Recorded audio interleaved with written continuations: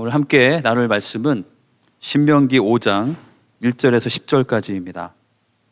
신명기 5장 1절에서 10절까지 우리 한 절씩 교독으로 읽도록 하겠습니다. 모세가 온 이스라엘을 불러 그들에게 이르되 이스라엘이 오늘 내가 너희의 귀에 말하는 규례와 법도를 듣고 그것을 배우며 지켜 행하라. 호렙산에서 우리와 언약을 세우셨나니 이 언약은 여호와께서 우리 조상들과 세우신 것이 아니요 오늘 여기 살아있는 우리 곧 우리와 세우신 것이라. 그래서 산 위 불 가운데에서 너희와 대면하여 말씀하시매 그때 너희가 불을 두려워하여 산에 오르지 못하므로 내가 여호와와 너희 중간에 서서 여호와의 말씀을 너희에게 전하였노라. 여호와께서 이르시되 나는 너를 애굽 땅 종되었던 집에서 인도하여 낸 내 하나님 여호와라. 나 외에는 다른 신들을 내게 두지 말지니라. 너는 자기를 위하여 새긴 우상을 만들지 말고 위로 하늘에 있는 것이나 아래로 땅에 있는 것이나 땅 및 물속에 있는 것에 어떤 형상도 만들지 말며 그것들에게 절하지 말며 그것들을 섬기지 말라.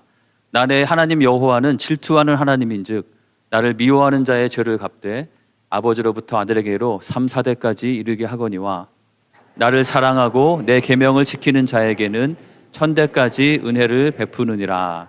아멘. 네, 저희가 신명기 말씀을 같이 묵상하고 있습니다. 특별히 신명기 말씀 가운데 신명기의 그 이름의 뜻대로 하나님께서 이 모세를 통해서 우리에게 주시는, 특별히 우리에게 살아가는 새로운 삶의 페이지들이 열려갈 때마다 우리가 무엇을 기억하고 살아야 할지 우리에게 주시는 신신당부의 메시지들을 저희가 같이 묵상하고 있습니다. 그 첫 번째 기억해야 될 가장 중요한 것은 무엇이었습니까? 그것은 바로 하나님을 사랑하라라는 그 메시지였죠. 우리가 이 땅에 이곳에 있을 수 있는 모든 것이 우리 오늘 남성교회에서 찬양한 것처럼 하나님의 은혜라는 것이죠. 하나님께서 우리를 창조하셨고 우리를 부르셨고 지금까지 이끄셨고 이 자리에 있게 하신 것이다. 그 하나님을 잊지 말고 기억하라. 그리고 그 하나님을 사랑하라 라는 것이 가장 중요한 계명이었습니다. 두 번째는 무엇입니까? 그렇다면 우리의 삶의 기준을 바로 세워야 하는데요. 그 삶의 기준을 바로 그 하나님께서 우리를 사랑하셔서 주신 그 계명의 뜻을 잘 헤아리고 그 뜻에 따라서 우리의 삶의 기준을 바로 세울 때 이 이스라엘 백성들은 가나안 땅에서의 삶을 하나님께서 주시는 그런 아름답고 풍성한 삶을 살 수 있을 것이고 동일하게 우리도 우리의 삶을 그렇게 살아갈 수 있을 것이라는 말씀이었습니다. 바로 이 삶의 기준, 그것이 하나님의 말씀이고 그것이 우리에게 정말 복이 되는 지혜라고 말씀하신 것이죠. 제가 지난주에 말씀을 전하면서 하나님의 말씀이 우리가 마치 운전할 때 우리를 안전하게 가이드해주는 차선과 같다라고 이렇게 말씀드렸는데요. 제가 이번 주에 그 운전을 하다 보니까 제 차에 그 차선을 잘 지키도록 하는 그 경고음이 울리는 그 기능이 있었는데 이렇게 자꾸 삑삑거려가지고 그동안 끄고 다녔었는데요. 어떻게 된 건지 그게 켜져 있더라고요. 그래서 제가 운전하는데 조금만 차선을 벗어나면 자꾸 삑삑삑거려서 굉장히 거슬린다고 생각을 하면서도 한편으로 생각한 것은 우리가 운전을 할 때는 뭐 그것을 끌 수도 있겠지만 우리의 신앙생활에 있어서 우리가 살아가는 삶에 있어서는 우리의 삶이 이 선을 잘 지키도록 특별히 중앙선을 넘지 않도록 우리가 안전하게 그 선을 잘 지키도록 우리가 경고해주고 우리를 돌아보게 하는 그것은 너무나 중요한 것이다. 운전할 때는 그 센서를 꺼도 되지만 우리의 삶은 그 센서를 꼭 켜놓고 그 차선을 잘 지키면서 살아가는 것이 우리에게 복이 된다는 그런 생각을 해보게 되었습니다. 하나님께서 우리를 사랑하셔서 주신 그 삶의 기준, 그것이 농축되어서 주어진 것이 바로 10계명입니다. 10개의 계명 가운데 우리에게 주신 것이죠. 그래서 저희가 특별히 이제 가정의 달을 맞으면서 이 10계명을 우리 가정과 우리 가족 같은 우리 공동체 안에 어떻게 적용하면 좋을까를 생각하면서 말씀을 나누려고 합니다. 이 10계명은 하나님께서 돌판에 직접 새겨서 주신 그 말씀입니다. 너무 신기하기도 하고 사람들이 10계명에 대한 관심들이 다양하게 많이 있는 것을 보게 됐는데요. 그 중에 뭐 재미있는 것들이 있었습니다. 이런 관심들이 있더라고요. 하나님께서 돌판 2개의 계명을 적어주셨는데 과연 한쪽에 몇 개씩 적어주셨을까? 크게 3가지 설이 있습니다. 왼쪽 3개, 오른쪽 7개, 4개, 6개, 5개, 5개 이렇게 3가지 설이 있는데요. 그 중에 또 재미있는 것은 너무나 중요하기 때문에 한쪽마다 다 10개를 동시에 양쪽에 똑같이 적어주셨을 것이다 라고 그렇게 주장하는 사람도 있었습니다. 또 그런 것들 보다 보니까 또 어떤 사람은 이 비즈니스와 장사와 흥정에 능한 유대인인 이 모세가 저 계명을 그대로 받았을 리가 없다. 분명히 하나님께서는 20개 정도의 계명을 주시려고 했는데 모세가 잘 흥정해서 10개로 합의를 본 것이다. 뭐 이렇게 말하기도 하더라고요. 근데 그런 말을 하는 가운데 갖는 생각 중에 하나는 무엇이냐면 뭔가 계명이 좀 줄어들면 줄어들수록 우리 삶이 더 자유롭고 편하지 않을까라는 그런 생각 가운데 그런 흥정에 대한 이야기가 나오는 것이 아닌가 생각이 됩니다. 그런데 10계명에 대해서 특별히 10계명을 주시는 그 과정에 대해서 찾아보고 묵상을 하면서 발견하게 된 것은 이 10계명은 하나님께서 우리에게 뭔가를 더 짐을 지워주기 위해서 주시려고 한 것을 모세가 흥정해서 깎아서 10개를 만든 것이 아니고 하나님께서 정말 우리를 사랑하시기 때문에 우리에게 주고자 하신 것이었다는 것을 발견하게 됩니다. 10계명을 주신 과정들을 살펴보면 그냥 하나님께서 어느 날 갑자기 이스라엘 백성들에게 너희 10가지는 무조건 지켜라고 이렇게 일방적으로 강요하듯이 던져주신 것이 아니라는 것이죠. 10계명을 받기 위해서 이스라엘 백성들은 시내산에 도착을 했습니다. 근데 이 출애굽의 과정들을 보면 하나님께서 애굽 땅에 있던 이스라엘 백성들을 애굽에서 나와서 시내산까지 가게 하시는 그 과정을 보면 거의 일직선으로 재빠르게 신속하게 그곳으로 가게 하신 것을 발견하게 됩니다. 애굽을 출발한 지 3개월 만에 시내산에 도착했고요. 그 과정에서 그곳에 빨리 도착하도록 하기 위해서 홍해도 건너게 하시고 그 가운데 필요한 물과 양식도 다 공급해 주셨고 중간에 또 모든 전쟁도 승리하게 하시면서 시내산에 도착하게 된 것을 보게 됩니다. 저는 이 과정을 보면서 어떻게 생각이 됐냐면 하나님께서는 이스라엘 백성들을 애굽에서 꺼내어서 약속의 땅에 가나안으로 들어가게 하시기 전에 그들에게 정말 하고 싶은 말씀이 너무나 있으셔서 시내산으로 빨리 그들을 데리고 오신 것이 아닌가 이런 생각이 들었습니다. 그래서 시내산에 도착하자마자 하나님께서는 모세를 부르시고 모세에게 이렇게 말씀하시죠. 내가 이 백성들과 새로운 언약을 맺을 것이니 너희는 몸을 성결하게 하고 잘 준비해라. 그래서 백성들이 이렇게 준비했을 때 그 시내산에 하나님께서 임재하십니다. 특별히 하나님께서는 이 백성들이 내가 직접 나타나는 걸 봐야지 이 말씀을 정말 제대로 알아듣고 믿을 것이다. 또 내 음성을 직접 들어야 될 것이다 라고 하면서 하나님께서 이 시내산 위에 연기와 또 불 같은 모양으로 또 실제로 이 출애굽기 19장에 보시면 이 모세가 질문하면 하나님께서 실질적인 음성으로 그 당시에 응답하실 만큼 직접 소리도 들려주시면서 이런 말씀들을 허락하신 것을 보게 됩니다. 그리고 끝나고 나서 모세를 시내산 위로 부르셔서 10계명뿐만 아니라 그것과 관련된 여러 계명들을 말씀해 주시고 모세는 그것을 다 기록한 언약서를 백성들을 다시 모아놓고 그들 앞에서 다 낭독합니다. 하나님께서 우리에게 주신 말씀은 이러이러한 말씀입니다. 여러분들이 이 말씀대로 순종하겠습니까? 그래서 백성들이 다 그렇게 하겠다고 헌신하고 그 언약식, 번제와 화목제를 드리는 것이 24장에 나옵니다. 그리고 나서 하나님께서는 모세와 백성의 대표인 제사장과 70장로를 시내산 위로 부르셔서 하나님의 영광을 보여주시고 그리고 나서 모세를 따로 40일간 함께 시내산 위에 머물게 하시면서 그때 친히 돌판에 기록해 주신 것이 바로 10계명인 것이죠. 어떻게 보면 10계명을 주시기 위해서 하나님께서는 이스라엘 백성들을 시내산에 부르시고 그들에게 말씀하시고 또 얘기하시고 여기서는 생략되어 있지만 이 모세가 이 중간에서 하나님의 말씀을 듣고 백성들에게 전하고 또 들으러 올라가고 시내산을 여러 번 오르락내리락 하면서 하나님의 그 말씀을 듣고 하나님의 뜻이 정말 무엇인지를 백성들에게 확인시키시고 너희가 정말 이러한 말씀대로 살겠냐고 물어보시면서 인격적으로 다가오신 그리고 급기야는 정말 중요한 건 내가 직접 적어주겠다라고 하면서 돌판에다 직접 적어주시기까지 한 것이 바로 이 10계명의 말씀인 것이죠. 10계명을 보면서 느끼는 느낌은 바로 이것입니다. 이 10계명은 우리의 삶을 가장 아름답고 복되게 지켜주기 위한 10가지의 키워드에 해당되는 것이 10계명이라는 것이죠. 하나님께서 우리를 정말 사랑하셔서 너희가 가나안 땅에 들어가서 너에게 꼭 지키고 기억해야 될 정말 중요한 것을 보석과 같은 것을 10개를 내가 주머니에 담아주겠다 하고 주신 것이 바로 십계명이라는 것입니다. 자, 여러분에게 만약에 그런 것이 주어졌다면 여러분 어떻게 하시겠습니까? 하나님께서 나에게, 우리에게 너희의 삶에 이것은 꼭 기억해라 라고 하면서 보석과 같은 것을 10가지를 담아서 주신다면 하나하나가 너무나 귀하고 우리의 마음에 잘 새기는 것이 필요하겠죠.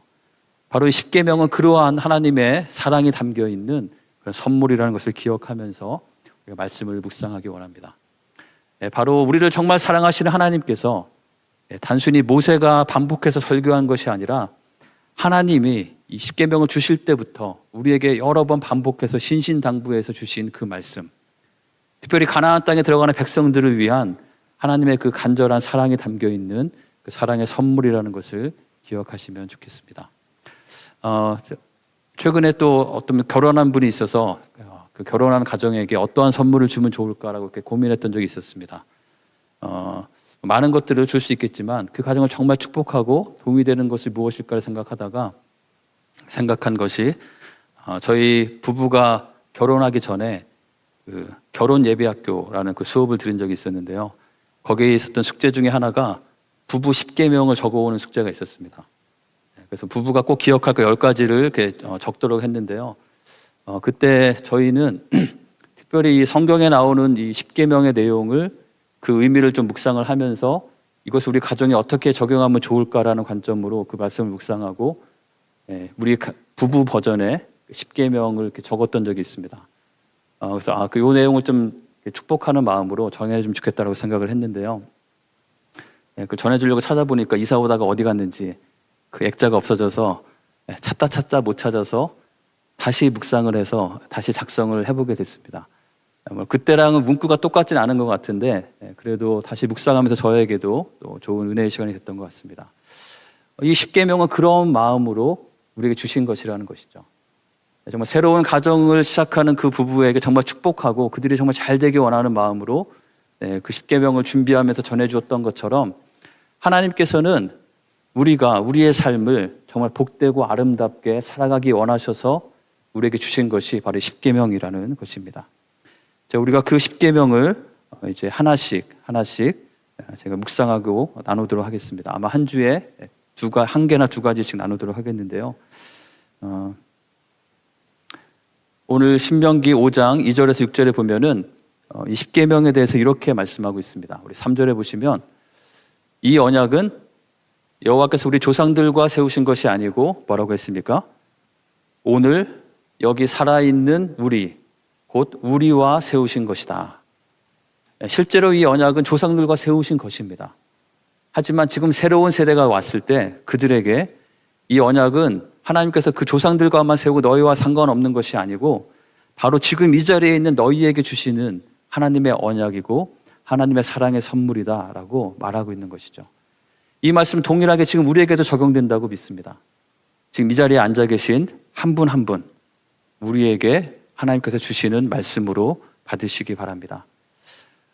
근데 이 말씀을 보면 4절, 5절은 방금 앞에 설명드렸던 그 십계명이 주어지는 과정에 대한 설명이고요.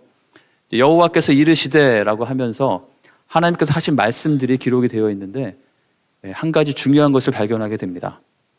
십계명은 7절부터 기록이 되어 있는데 7절에 십계명의 조항을 말씀하시기 전에 하나님께서는 이 말씀을 먼저 하신 것이죠.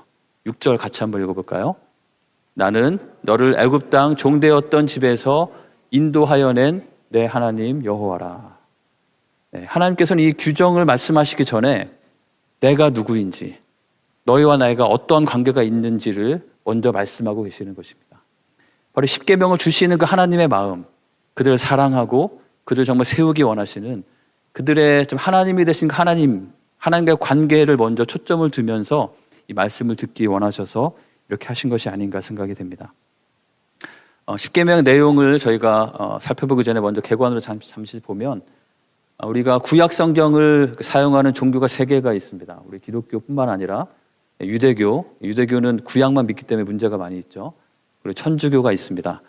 각각 십계명을 구분하는 게 조금 달라서요. 참고로 말씀을 드리면 우리는 오늘 6절의 말씀을 서문으로 생각하고 7절부터 10가지의 계명을 십계명이라고 이렇게 생각하고 있습니다. 근데 유대교에서는 십계명이라는 말 자체를 10개의 계명이 아니고 10개의 말씀이라고 이렇게 그들은 해석을 해서 첫 번째, 나는 너희를 애굽에서 인도하여 낸 여호와다. 이것이 첫 번째 계명이라고, 첫 번째 말씀이라고 생각하고, 우리의 1계명과 2계명을 합해서 2계명 두 번째 말씀, 나머지 똑같이 이렇게 하고 있습니다. 근데 천주교에서는 좀 특이한데요. 6절이 서문인 것은 똑같은데 우리의 두 번째 계명을 거기는 없습니다. 그것은 그냥 첫 번째 계명에 종속되는 거라고 생각하면서 아예 거의 빼버리고, 그다음에 특이하게도 그러니까 하나를 채워야 되기 때문에 맨 마지막에 내 이웃의 아내를 탐내지 말라가 9번째, 내 이웃의 소유를 탐내지 말라가 10번째, 이렇게 한다고 합니다. 모르겠습니다. 천주교에서 왜 그렇게 하는지 뭐 설명들이 있는데 별로 저는 납득이 되진 않았는데요. 아마 천주교에 가시면 많은 형상들이 이렇게 있기 때문에 이 계명을 그대로 두는 것이 좀 불편해서 그런 것이 아닌가 이렇게 추정을 해봅니다. 중요한 것은 이 말씀을 우리가 우리의 생각에 따라서 이리저리 바꾸지 않고 주신 말씀 그대로 가감 없이 저희가 묵상하면서 그 뜻을 살피고 우리 삶 가운데 적용해 보기 원합니다. 자, 첫 번째 계명 우리 같이 한번 읽어보겠습니다. 나 외에는 다른 신들을 내게 두지 말지니라. 우리에게 주신 첫 번째 계명은 나 외에는 다른 신들을 내게 두지 말지니라 라는 계명입니다. 자, 이 말씀을 제가 기억하기 위한 키워드로 어떤 말을 하면 어떤 것이 적합할까 고민을 많이 하다가 이렇게 정리를 해봤습니다. 유일신, 뜻은 하나님만 주로 삼으라 라는 것입니다. 유일신 하면은 뭔가 좀 신학적인 용어나 좀 딱딱한 좀 무거운 말처럼 느껴지긴 하지만 그래도 이것을 가장 잘 담는 그런 말이 아닌가 생각이 되었습니다. 우리 하나님만이 우리의 유일한 섬길 신이시고 우리의 왕이시고 주인이라는 말이죠.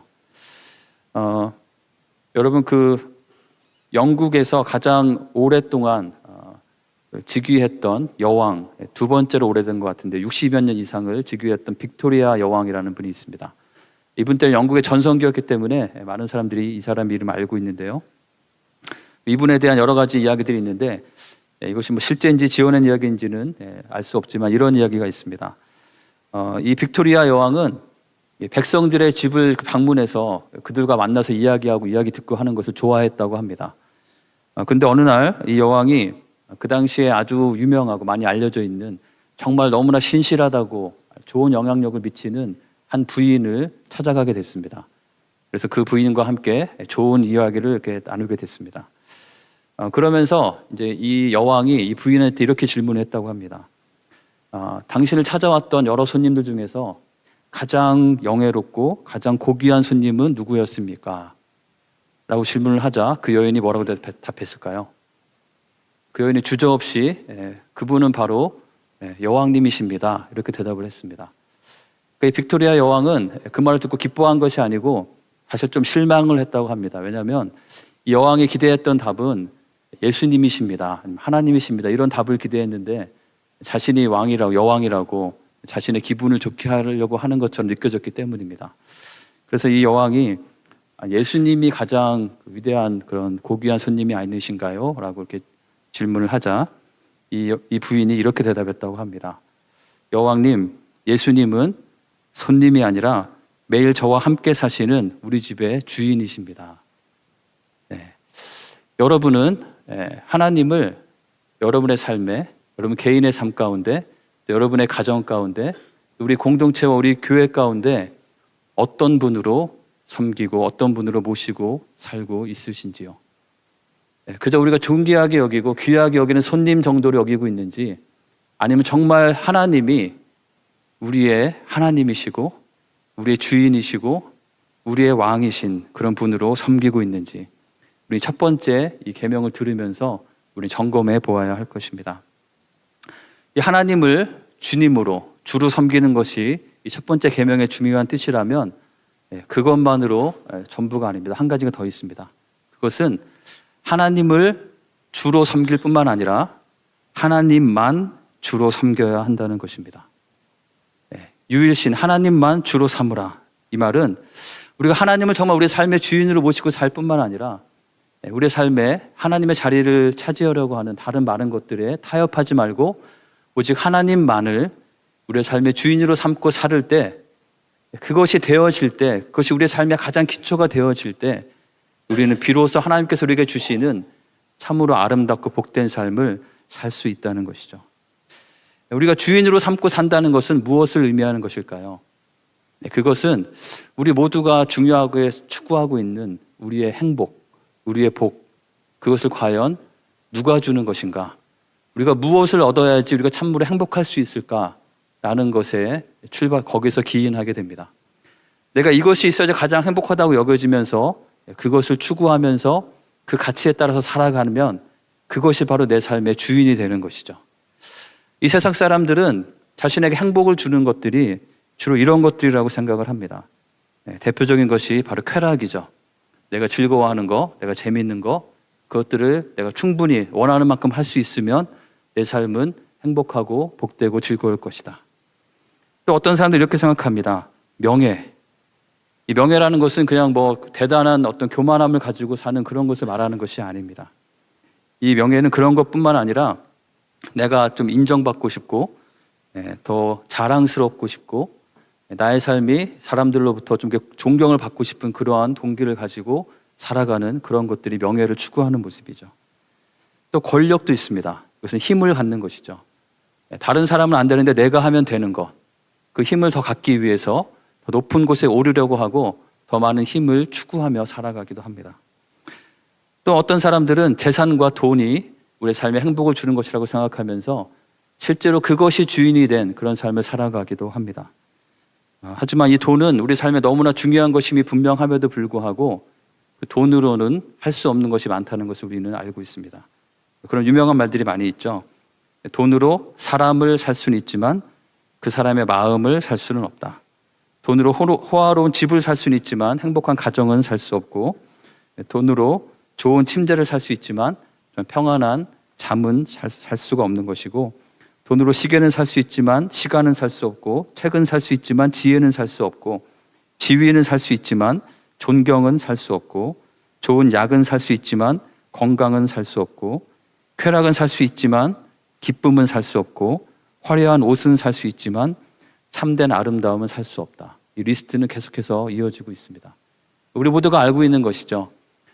정말 삶의 경험이 점점 쌓이면 쌓일수록 우리가 알게 되는 것은 이러한 쾌락이나 명예나 권력이나 돈, 아무것도 아닌 것이 아니지만 이것들이 우리의 삶에 참된 행복을 주지 못하고 우리의 삶에 이런 것들을 주인으로 삼으면서 그것을 추구하면서 살아갈 때 우리의 삶은 망가질 가능성이 크다는 것을 우리는 잘 알고 있습니다. 이 모든 것을 가장 많이 경험했던 사람이 바로 누구일까요? 솔로몬 왕이죠. 요즘에 새벽기도 때 묵상하고 있는 그 솔로몬입니다. 그 솔로몬은 그의 삶 가운데 모든 것을 다 경험한 후에 뭐라고 말했습니까? 모든 것이 다 헛되고 헛되니 헛되고 헛되도다. 그러면서 그가 우리에게 남겨준 전도서의 맨 마지막 장은 이렇게 말씀합니다.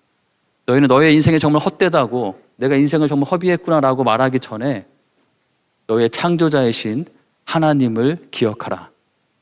그 하나님을 주인으로 모시고 그 하나님을 섬기며 사는 삶이 우리의 삶을 가장 아름답게 살 수 있는 것이라고 모든 것을 다 누려본 솔로몬이 우리에게 전해주고 있는 것이죠.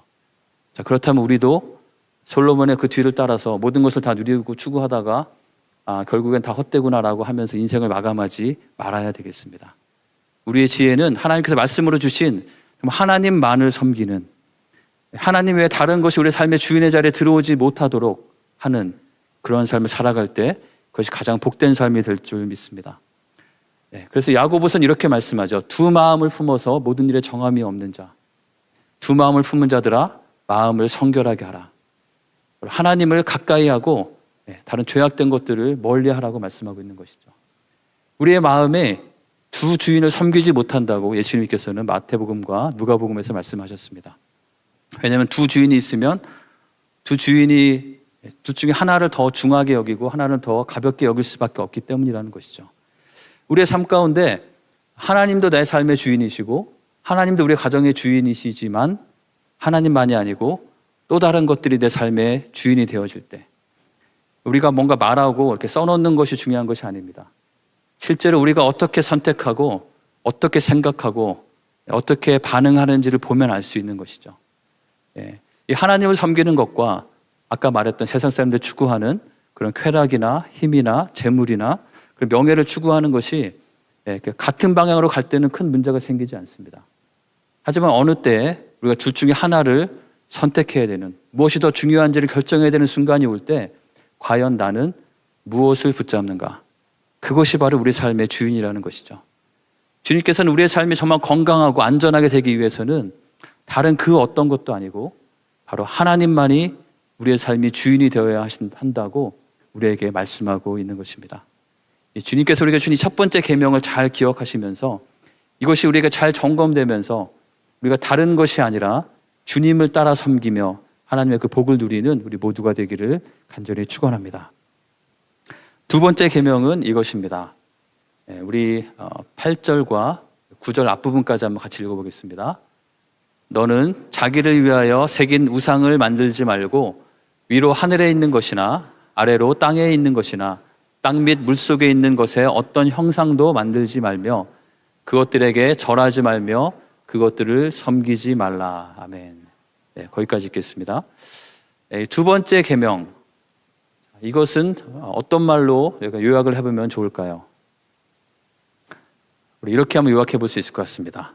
두 번째 우리에게 주시는 키워드는 예배입니다. 바른 예배의 삶을 살라는 것이죠. 자, 예배는 무엇입니까? 우리가 무엇에 절하고 섬기는 것, 그것이 예배인 것이죠.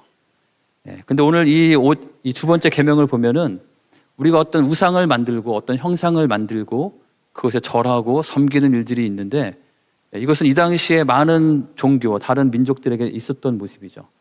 이스라엘 백성들에도 계속 유혹이 됐던 모습들입니다.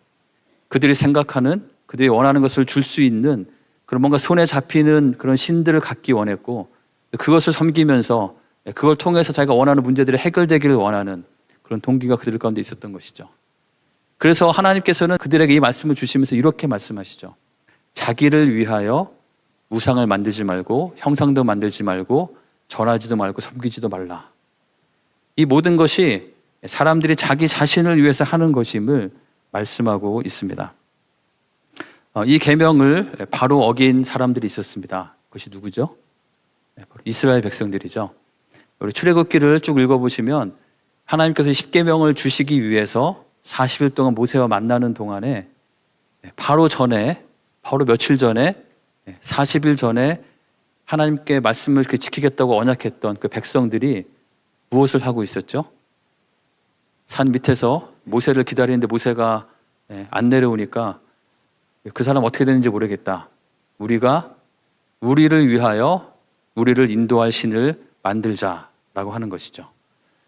우리 이 계명에서 너희를 위해서 우상을 만들지 말라고 분명히 말씀하셨는데 이 백성들은 우리를 위해서 우리를 인도할 신을 만들어 달라라고 요구하고 있는 것입니다. 그래서 무엇을 만들었습니까? 바로 금송아지를 만든 것이죠. 네, 근데 금송아지를 만든 것은 그럼 1계명과 2계명 중에서 어떤 것을 어긴 것일까요? 네, 애매할 때는 둘 다를 선택하시면 되겠죠. 네, 둘 다 어긴 것이지만 특별히 어떤 것을 더 어긴 것일까요? 네, 이것은 두 번째 계명에도 해당되는 것입니다. 왜냐하면 저희가 이 내용을 잘 살펴볼 필요가 있는데요. 자, 이들이 만든 송아지 형상은 누구를 경배하고 예배하기 위해서 만든 것일까요? 네, 4절을 잘 보십시오. 보면은 이스라엘아, 이는 너희를 애굽 땅에서 인도하여 낸 너희의 신이로다. 그래서 신이라고 번역했지만 이것을 하나님이라고 번역할 수도 있습니다. 자, 그러면 송아지 형상을 만들고 자, 이것이 너희를 인도해낸 너희의 하나님이시다. 5절을 보면 알 수 있죠. 제단을 쌓고 제물을 드리고 기뻐하면서 뭐라고 말했습니까? 내일은 여호와의 절일이다. 그러니까 이들이 이 금송아지를 만든 것은 하나님 자체를 이렇게 막 무시하고 버리고 하나님 말고 다른 신으로 갔다기보다는 자신이 믿고 우리를 인도해 준 거 하나님께 감사하지만 그 하나님이 더 이상 말씀도 없고 우리를 인도하던 모세는 어떻게 되는지 모르겠고 하니까 나의 답답한 문제들이 있고 앞으로 내 인생이 어떻게 될지 우리가 정말 가나안 땅으로 갈 수 있는 것인지 없는 것인지 열흘, 20일, 30일까지 기다렸는데 40일쯤 되니까 도저히 못 기다리는 것이죠. 그래서 그들은 자신을 위해서 자신이 원하는 것을 뭔가 빌 수 있는 대상을 만들기 원했던 것이죠. 그래서 그들은 아마 애굽에서 봤던 많은 그런 동물들의 신상들 중에서 이 송아지가 가장 힘도 세고 가장 파워풀하다고 믿었기 때문에 아마 송아지를 선택을 해서 이 하나님을 송아지 형상으로 만들어서 그 금송아지를 섬기고 있던, 거기에 경배하고 있던 그런 모습인 것입니다. 이것에 말하는 것은 무엇이냐면 우리가 하나님을 섬기고 하나님만을 주인으로 삼고 하나님을 예배하는 삶을 살아야 하지만 그 가운데 우리의 예배가 정말 어떠한 예배인지를 잘 살펴보아야 한다는 그런 말씀이라고 믿습니다. 이들의 예배는 이들이 섬긴 이 제사와 이 제단과 이들이 기뻐했던 이 모든 것은 하나님으로 섬긴 것이 아니고 이들은 자신이 원하는 자신의 뜻과 자신의 목적과 자신의 욕구와 자신의 계획을 성취하기 위한 수단으로서 하나님을 이 우상 안에 대상화하면서 그 하나님을 자신이 이렇게 만질 수 있고 언제든지 내가 이리저리 옮길 수 있는 그런 분으로 여기면서 그렇게 되기를 원하면서 만들고 그것에 절하고 있었던 것이죠. 하나님께서 두 번째 계명에서 우리에게 명령하신 것은 바로 그것입니다. 우리가 하나님을 정말 섬긴다면 우리의 예배가 어떠해야 하는가?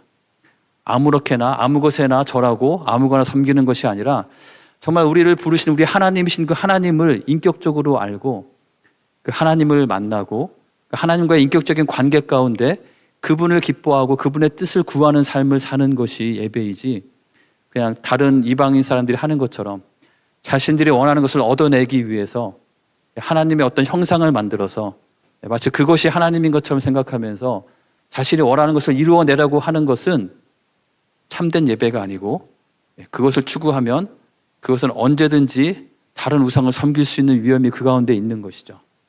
내가 원하는 것이 이것인데 이것을 하나님께서 들어주실 수도 있지만 다른 신이 더 잘 들어주는 것 같다라고 하면 언제든지 글로 가버리는 것입니다. 그래서 하나님께서는 너희가 드려야 될 바른 예배의 자세가 무엇인지, 너희가 이 예배가 잘못되지 않도록 하기 위해서 꼭 금해야 될 것이 무엇인지, 우리는 뭔가 손에 잡는 내가 원하는 것을 주는 그러한 존재를 갖기 원하지만 그것이 아니고 하나님을, 인격적인 하나님을 우리가 생각하고 그분과의 관계를 쌓고 그분을 더 알아가는 것이 참된 예배라고 우리에게 말씀해 주고 계신 것입니다. 호세아의 말씀을 제가 기억하기 원하는데요. 이 호세아 선지자는 이스라엘 백성들이 하나님께서 주신 모든 계명들을 잊고 그들이 우상 숭배에 빠지고 타락해서 그들이 심판을 받고 몰락해 갈 때 그들에게 하나님의 말씀을 이렇게 전했습니다. 호세아가 말한 두 가지 메시지가 있는데요. 첫 번째는 무엇입니까? 우리가 여호와께로 돌아가자. 이것은 무엇을 말하는 것일까요? 이스라엘 백성들아, 너의 마음의 중심이 다시 하나님께로 돌이키기를 원한다. 우리가 하나님께로 다시 돌아가야만 우리가 살 길이 열린다는 그런 말인 것이죠.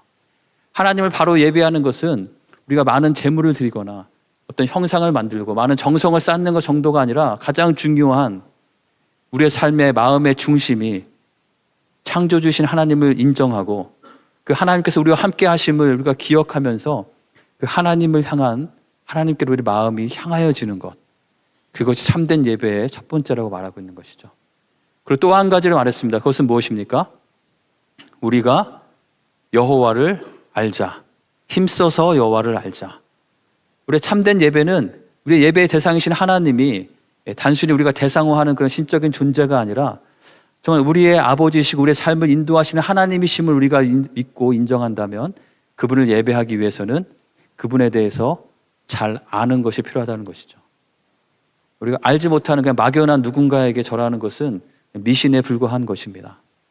하지만 우리가 하나님을 믿고 섬기는 것은, 하나님을 예배하는 것은 하나님의 뜻이 무엇인지, 하나님은 어떤 분이신지, 그 하나님은 지금 나에게 무엇을 기대하고 계시는지, 그 하나님께서 우리 가정 가운데 가지고 계신 계획과 비전은 무엇인지, 우리 교회 공동체 가운데 하나님은 무엇을 바라보고 무슨 말씀을 하기 원하시는지, 하나님에 대해서 우리가 배우고 그 말씀을 묵상하고 같이 공부하는 것이 우리에게 필요하다는 것입니다. 바로 이것이 바른 예배의 모습이 되는 것이죠. 자, 그래서 우리가 이 두 가지 계명을 기억하면서 특별히 우리 가정의 달을 맞아서 이렇게 좀 적용해 보기 원합니다. 주보 안쪽에 있는 말씀 그 정리에도 이 내용들이 있는데요. 저희가 이제 가정의 달을 맞으면서 한번 각 가정에서 또 개인적으로 뿐만 아니라 가정에서 또 우리 공동체 안에서 이런 질문들을 나누고 같이 좀 우리를 돌아보는 시간을 가지면 좋겠습니다. 자, 첫 번째 키워드는 무엇입니까? 유일신. 자, 우리 같이 한번 읽어보겠습니다. 우리 가정은 하나님만을 우리의 주로 섬기는 가정임을 함께 고백하고 선포합시다. 이것은 우리가 그냥 알고 있는 것으로 그치지 않고 우리가 실제로 입으로 말을 할 때 이것이 우리에게 더 분명하게 기억이 되고 우리에게 이루어지게 될 것입니다. 그래서 이것을 위해서 이러한 질문을 같이 나눠보시기 바랍니다. 우리 가정에서 자꾸만 분명 하나님이 주인이시라고 우리가 고백을 하는데 하나님의 자리를 차지하는 또는 차지하려고 하는 것은 하는 사람은 그런 존재는 누구일까? 무엇일까? 우리가 질문을 해보면서 혹시 우리가 교정되고 수정될 것이 있다면 같이 수정해가는 그런 시간이 되시기 바랍니다. 자, 두 번째 키워드는 무엇이죠? 예배이죠. 우리 예배에 대한 거 같이 한번 읽어보겠습니다. 우리 가정은 하나님을 예배하는 가정임을 함께 고백하고 선포합시다. 우리는 하나님을 섬기고 하나님을 바르게 예배하는 가정이 되기 원한다고 이야기하는 것이죠. 우리 어린 자녀들과도 함께 이런 내용들 나누시면 좋겠습니다. 함께 생각해 볼 질문은 이것입니다. 그렇다면 우리가 하나님을 더 바르게 잘 예배하기 위해서 우리가 함께 노력할 수 있는 것은 무엇이 있을까? 우리의 예배의 삶은 과연 건강하고 바르고 잘 세워져 있는가? 우리가 또 우리의 마음의 신령과 진정을 다해서 좀 하나님을 하나님으로 높이면서 하나님의 뜻을 깨닫고 하나님께 예배하기 위해서 좀 더 개선되어야 될 것은 있지는 않은지 돌아보고 그래서 잘 바꾸어 갈 때 우리의 삶이, 우리의 가정이, 우리 공동체가 더 아름답게 세워질 줄 믿습니다. 그리고 우리 가족 구성원 모두가 더 하나님을 더 잘 알고 영적으로 성장하도록 우리가 서로를 어떻게 도울 수 있을까? 그런 고민도 같이 나눠보시기 바랍니다. 이런 생각들을 가지고 특별히 우리 가정의 달을 같이 보내실 때 이 시간을 통해서 우리 가정이 더 하나님께서 정말 주시기 원하시는 아름답고 복된 그런 삶을 살아갈 수 있을 것이라고 믿습니다.